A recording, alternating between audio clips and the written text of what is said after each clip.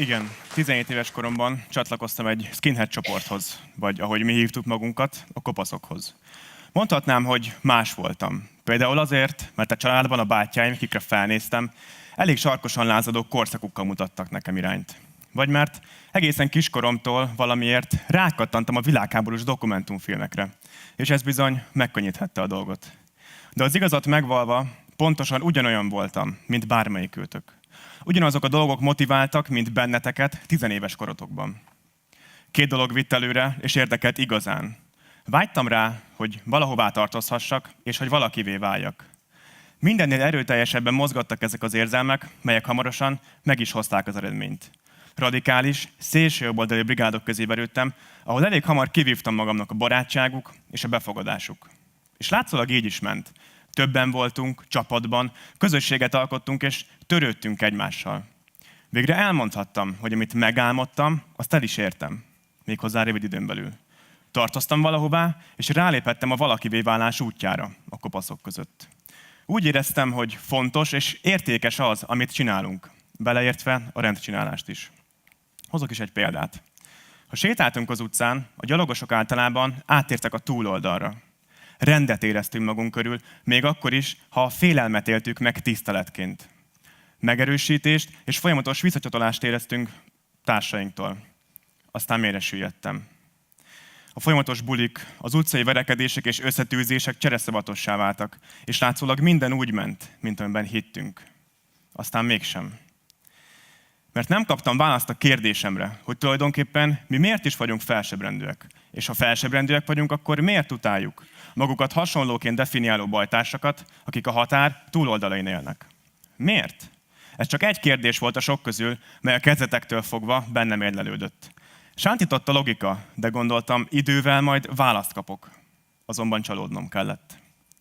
Egyre kellemetlenebbül éreztem magam, és mikor sokadjára kaptam azt a megjegyzést, elsősorban magasabb pozícióban lévő bajtársaktól, hogy túl sokat gondolkozol, akkor végleg sok lett, és eljöttem.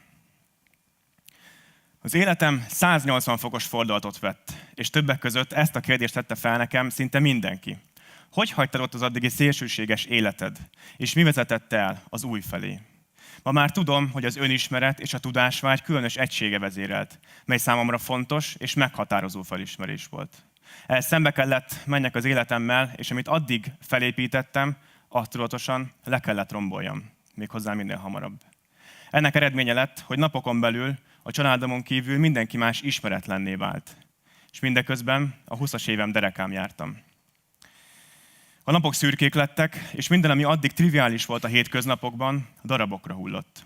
Hogy egy példát említsek, a haveroktól a barátokig, a napi rutintól a nagyszabású programokig és rendíthetetlennek hitt életfelfogásig mindent felváltott a szorongásokkal és kételyekkel teli üresség. Hogy ezt enyhítsem, többször felmerült bennem a meghátrálás lehetősége, hiszen a múltam ismertem, a jelenemet és jövőmet viszont káosz uralta. Azonban a legnagyobb bizonytalanság ellenére egyszer sem tértem vissza a múltamhoz. Az önismeret, a gondolkodás és megismerés, a tudásvágy pedig a tenni akarás útjára vezetett. Tapasztalatom szerint ehhez 10% tudatosság kell, és 90% türelem. Az őszinte elszántság eredménye lett egy saját technológia kigondolása és kivitelezése, mely a tudatos és rendezett élet reményét biztosította számomra. Ez nem más, mint egy hatalmas tábla, amire lényegében egy tovább gondolt naptárat rajzoltam fel. Hozok is egy kis részletet belőle.